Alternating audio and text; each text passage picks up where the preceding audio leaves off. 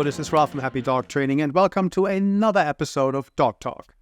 Today, we're going to talk about rescuing versus buying a dog. What should you do? Should you rescue a dog from a shelter or should you buy a dog from a breeder? Now, obviously, there is a lot of compassion and a lot of heated arguments on the side of rescuing a dog. Of course, you should rescue, you should be a good person, you should save a dog's life. There's so many dogs in shelters, they get put down, and so on. And all of that is true. I'm not saying it's not. But is it the right answer for your family is a different question than all of these external factors. So if we're looking at shelters first and rescue dogs first, obviously, unless you're getting a puppy, but even if you get a puppy, you don't really know anything about the genetics of that dog. You don't know anything about the background, any kind of behavioral issues that may have existed in the parents or grandparents of that dog. You don't necessarily know the breed makeup, the genetic makeup, any health conditions the dog may have to become genetic factors later. All of these things are unknown. So this is something to keep in mind as you rescue a dog from a shelter. None of these are exclusionary factors. So you should not, because of these risks, not rescue. That's not what I'm saying. I'm saying you should be aware of those parameters and go in it with open eyes. You can absolutely go to a shelter and rescue a wonderful dog. I rescued most of my dogs. My personal dogs were all rescues. Now, I'll get to the other side later. But you can rescue wonderful dogs. I rescued dogs from the shelter. They were German Shepherds, and then later I have DNA tests have shown they were actually purebreds. The ones I rescued, one was a stray, two were stray, and one was directly surrendered from a person to me, and another one was surrendered by his owner the day before I found him, and that was actually my dog Sylvester. He was an owner surrender the day before I saw him at the shelter, and he was a purebred German Shepherd. So you can get amazing dogs at shelters, absolutely, but you're going in with having to potentially deal with behavioral issues. So when I rescued Sylvester, he definitely needed training. He was untrained, and that's why he was surrendered, which is really not fair to him, but ended up great for me because he was an amazing animal. Best dog I've ever had. And he is just a lucky pick, a lucky find. Other dogs I got from shelters over the years, they came with other issues. Some behaviors that could be modified and changed, some that could not. So you're entering into a world of unknown to some degree, and you may or may not be able to address all the things you come across with a rescue dog down the line. That doesn't mean you're completely spared from any of this when you go and purchase a dog, but we'll get back to that later. So there's some risk factors associated with it. If you're prepared to spend the money on training, if you're prepared to set up money aside for potential health issues and do health screenings, maybe do a DNA test. Embark Vet is one I like using. They do a lot of health checks and a more comprehensive check. You can figure out a lot of those things once the dog's part of your family, and you can prepare for a lot of those things. But it's just something to keep in mind, especially on the behavioral side. If you rescue a dog that is a little bit older, so we're talking a couple of years maybe, and you have no information how he ended up. He was picked up as a stray, or she was picked up as a stray, not an owner surrender. Really no way of finding out what the background of this dog is. It's a 50-50 chance it's going to go well, and there's a 50-50 chance it's not going to go not so well. So definitely plan on training with an older rescue dog, and it's never too old to train a dog. Somehow people still seem to... They ask me this question regularly, so there still seems to be a thing that people think you cannot train older dogs, but that's clearly not the case. You can. Doesn't matter. As long as the dog can do the things you're asking him to do, it doesn't matter if he's 8 years old, it's fine. But so definitely spend some thought on, we got to have to probably train this dog. We may have to deal with some behavioral issues. We may have to evaluate and assess this dog for a little bit longer before we can trust him or her. It's just something to go in there with open eyes. Now, the other thing is in shelters, when you go there, especially when you have younger kids and they come with you, it's usually a good idea to pre-select some dogs. So if you go first without your kids, pick a couple of dogs that you think would be a good temperament for the family, or maybe a certain breeds or certain demeanors that you're looking for, and then only present your kit with those options that you pre-selected. So whatever your child chooses from those guys, you're going to be fine with no matter what.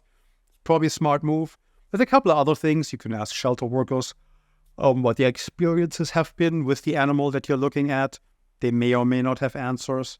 But so there's a couple of things to consider on the rescue side of the matter. And as a general note, as I said, all of my personal pets were rescues. I think rescuing is wonderful if it fits your lifestyle, if it fits what you want to do, and if it's right for your family, go for it. Plenty of dogs in shelters. You can get pretty much any breed you want and go and rescue away. Absolutely a wonderful thing to do if it's your cup of tea. So, but let's look at the other side of the equation. If we are looking for a dog for a particular purpose, so if it's going to be a dog for sport, and dog sport, there are so many. I mean, it's fly ball, the protection sports, obviously agility. That's the jumping in the water. I forget what it's called. Dog diving. So there's so many different sports, right? But if you want a dog for sport, and you want to compete with that dog on a regional or national level, potentially on a world championship level, you need to stack the deck in your favor. You need to understand the genetics. You don't want to have to fix any problems. You want to know that the dog has a highly likelihood of being able to do what you want to do and just focus on the training.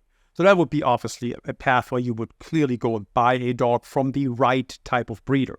A breeder that is clearly reputable, very credible, has a lot of information, is very picky about where his dogs go to. So that just would be something you would definitely consider as a sports person.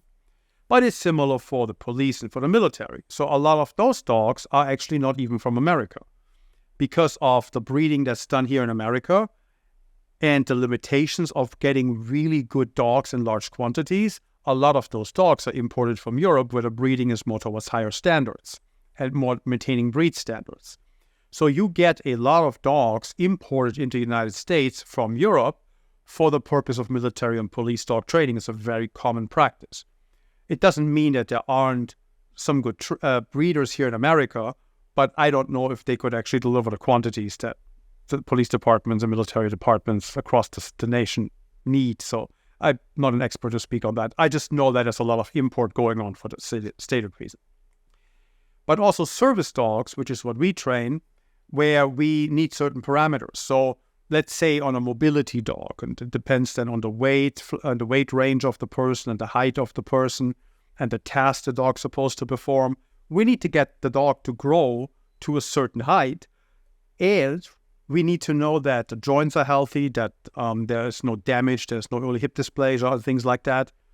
And you can't guarantee any of that with a rescue dog. It's like a huge gamble. So on the mobility side, we personally wouldn't take a rescue dog in for mobility dog training or for psychiatric training. So for those types of fields, we absolutely only use dogs from reputable breeders. Because with them, we can look back and we understand, well, parents, grandparents, and even further, and the breeders we pick, they have also a long history of producing really high quality animals. So they have a reputation to lose. They don't put dogs out. They really pay a lot of attention to the health and the breed standards, and they take care of their puppies well. They maintain them well. They're not just doing this for the money. They're doing this out of a passion. And it's very obvious if you're dealing with a good breeder and bad breeder, simply based on the parameters and how protective they are of their dogs and what they care about and what they showcase to you and so forth.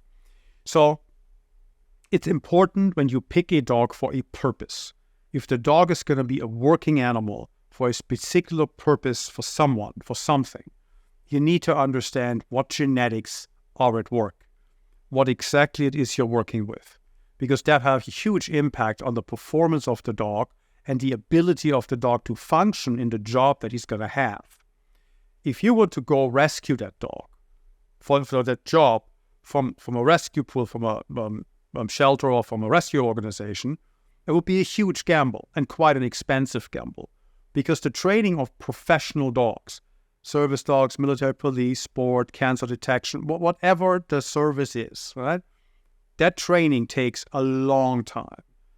A year, 2 years, not unusual for some trainings training durations when it comes to high quality performance. And the amount of money and time it takes, you don't want to have to fix issues. You don't want to have to deal with things you don't want to be dealing with. The only thing you want to worry about is getting this dog trained up, ready for the job that he or she is going to have.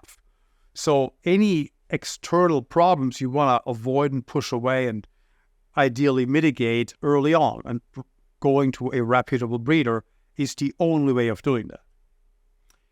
So when it comes to working dogs, there's really no discussion to be had of you have to go to a breeder, otherwise it's a pretty crazy endeavor.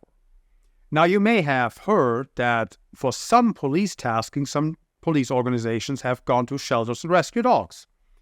And for some tasking, that can be okay. If they have their own training program, they have their own trainers, and they are willing to absorb those risks. Especially with scent tasks, the risk is probably rather low. A lot of those dogs that are used by the police in this regard are often used for detection tasks. And the noses of dogs are amazing, so they're not going to be necessarily the apprehension dogs or the building search dogs or some other of the more extreme taskings. They're more like the things that a lot of dogs will be able to do rather well, and they're usually scent driven. So there's some wiggle room in some of those areas, and some police departments and military, I don't know, but police, I've read about a couple, are definitely taking advantage of that, and that's also a perfectly fine thing to do. But that same dog is very unlikely to be trained as a dog for apprehension, because the dog now has to independently think, and it needs to be proofed against all kinds of environments. And now we need to really understand what the dog can do, how long it can work, how healthy it is. So it goes back on the genetics and the background that we can't know with a rescued animal. So it depends on the training effort and how much is involved in getting that dog ready for deployment that will have a huge impact and a huge determining factor of rescue is an option or not. Okay, but that's pets and rescue and professional dogs. So that's one split. But how about if you are a normal pet owner? Normal sounds bad, but a regular pet owner, and you just want a puppy. You've rescued dogs in the past, and maybe you had issues, and the training took a long time, and maybe you couldn't fix all the things, and you just like a dog that maybe is a little bit less risk-prone to having these issues you dealt with in the past. I get a lot of clients that end up purchasing a dog from a breeder for exactly that reason. They rescued in the past, and they dealt with a lot of challenges. They love their dog, but the dog had a great life and ended up living a long life, and he passed away at some point, and they're ready for a new family member, and they decided, well, let me just buy one this time, and maybe I have fewer issues down the line to deal with. And that is a absolutely fair thing to do, and it's a perfectly fine thing to do. So if somebody tries to shame you for that choice, just ignore them. It is an absolutely perfectly fine thing to do to purchase a dog from a reputable breeder to stack the deck in your favor and reduce some of those risk factors in your life. Everybody has to know what they're comfortable with in terms of risk and what they're not. Everybody has a different risk profile. Everybody knows what they're willing to invest in training or health or risk-wise absorb health costs for potential health risks that come with a rescue dog. And all these are factors that you have to, as a dog owner, consider for yourself and your family. As I discussed in a previous episode, I think it was about the vets. So what we do for buffering out vet expenses is we have insurance on our dogs. We have pet insurance with very high coverage, and then also higher deductibles, because we're only going to use those for emergency situations. And then we have a care credit card to absorb the instant payment at the vet, because they're not going to wait for a reimbursement. They want to be paid today, right? And then the insurance will wipe that bill off before it comes due. So that's how we set ourselves up, and I talked about this in the previous episode. And I'm not getting money from any of the companies I just mentioned, so this is just how the setup that we're using. But you have to, as a dog owner, you have to know, or you have to decide, rather, what are you comfortable with? What do you want to set yourself up for? What is best for you? And you shouldn't let other people talk you into one way or the other. If you want to rescue a dog from a shelter, go ahead, rescue a dog from a shelter, prepare yourself, do the things that you're likely to encounter, and enjoy your wonderful dog for hopefully many years or a decade or so plus to come. As I said, all of my personal dogs were rescues. If you want to buy a dog, go ahead, buy a dog. Just make sure you pick a good breeder. Now, the thing that you cannot forfeit in any case is good training. Because if you don't train a dog from a breeder, what did you actually spend the money on for?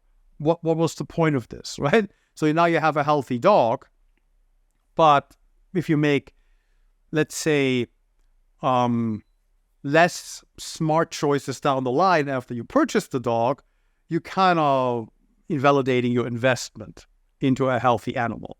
So you still want to go and find a good trainer you're comfortable with and sign up for a training program when the time is right. You still want to set yourself up for potential injuries and with a proper insurance plan, because that can happen to anybody. That has nothing to do with where the dog comes from. And you just want to prepare yourself for the things that are eventualities in the dog's life, regardless of where the dog's actually from. Now, in terms of breeder selection, it gets, as a dog owner, rather tricky. Because you have really, it's just like a dog trainer, it's very difficult for a regular person to evaluate if a trainer or a breeder is a good breeder. Now, there's a couple of indicators that can help you make the determination, but ultimately, you don't really know if you're going to be taken advantage of or not. Because a lot of people talk a very good game, that doesn't mean they're actually giving you what you're supposedly buying from them. Right? I've encountered a backyard breeder that had quite a good sales pitch and never let anybody see where she lived. That's kind of like a red flag, right? But her dogs seemed good, and the people buying them seemed to be in more affluent buyer segments, so she was able to attract those buyers. There was a lot of things that kind of like, could be okay, could be fine. Turned out they were backyard breeder. I wasn't aware of that initially. I figured this out at some point, and I cut all ties. But this was one of the scenarios where I personally wasn't sure what I was dealing with. I kind of like thought maybe not, but there were like indicators on both sides of the equation, so I just let it play out for a while before I was more sure. But it's easier to get taken advantage of by backyard breeders and bad breeders as a pet owner than as somebody who trains dogs professionally or buys a dog for a professional purpose. And the reason is that pet dog breeders are a very different bunch of people than professional working dog breeders. So working dog breeders who care about the breed standard and keeping healthy dog and breeding healthy dogs and having dogs that have generations of healthy parents and grandparents and down the line, and will be able to show all of this to you. These dogs, they go into professional circles, which means some will go into sports, some will go to service work, some will go into hunting or working, whatever. And other people, other professionals will see those dogs in action. So let's take a hunting dog. A hunting dog breeder breeds hunting dogs for a living, and his puppies go out to a whole range of people. The people who go hunting with those dogs, and some of them will participate in hunting trials. And they will see the dogs from other breeders in those trials. They will see how they perform in Labrador Retriever trials or so. And they will see if these dogs are good or not. So if a working dog breeder produces good dogs, those dogs go out, and every professional who is in that working world sees those dogs in action. And the word gets around. After you've seen a couple and they all consistently perform over a generation or so, or 2, 3, hey, these people breed great dogs. If I want a lab or if I want a poodle, I go there. Because the word gets around. Same the other way, if a breeder in that world produces a crappy litter, and for whatever reason, I call crappy litter, it sounds horrible. But I mean like a litter of dogs where there are some issues genetically or health or whatever, right? That's what I mean. So it's not the dog's fault. It may not even be the breeder's fault. It's like the genetics can be a funny thing. But if you have a litter where the dogs just have some issues, let's just say it like this.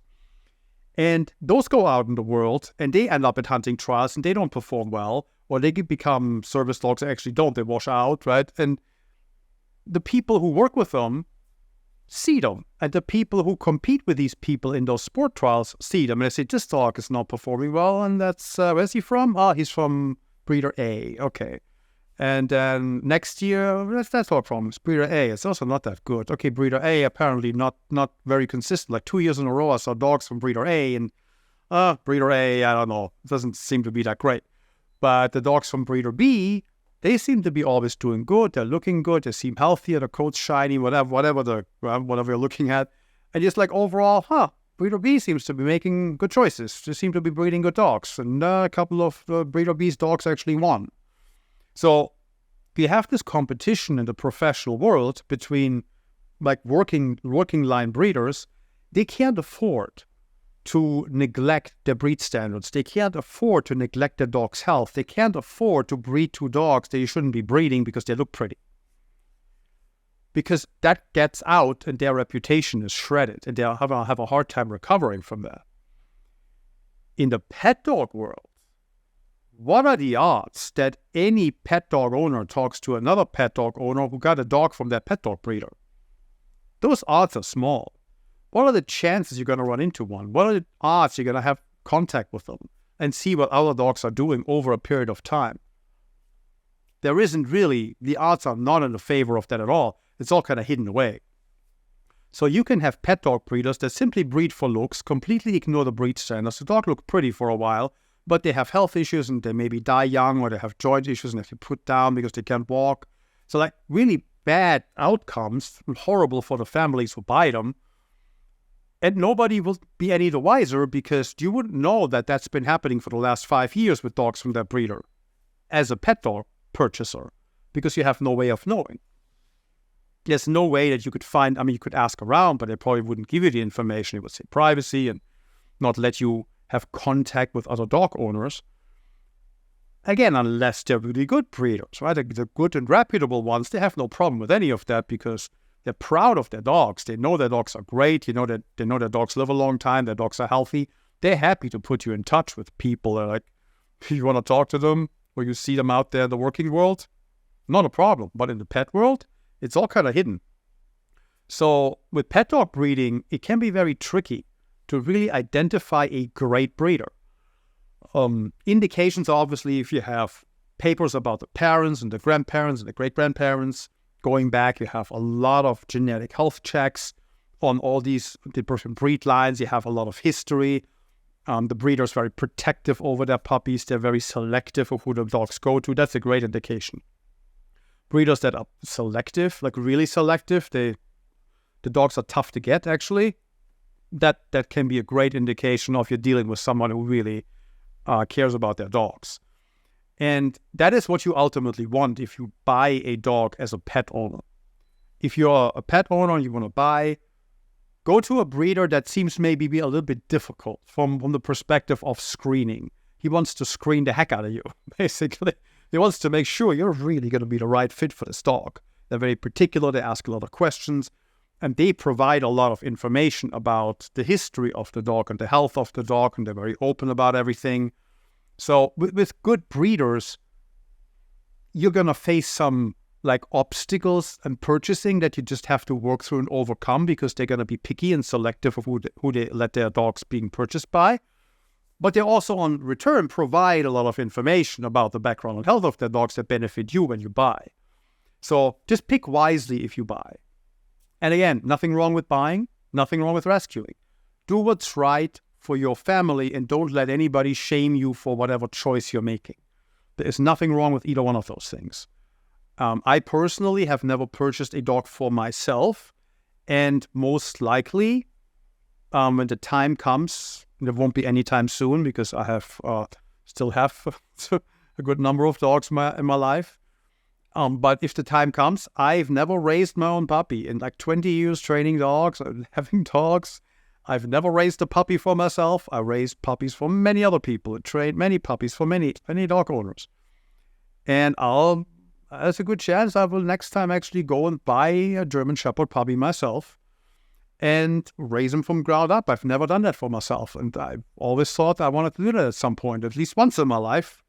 At least once. So I think I want to do that. So nothing wrong with that, right? So I think you should do what you feel is best for your family, make the right choice, and just pick a good breeder if you go down that route.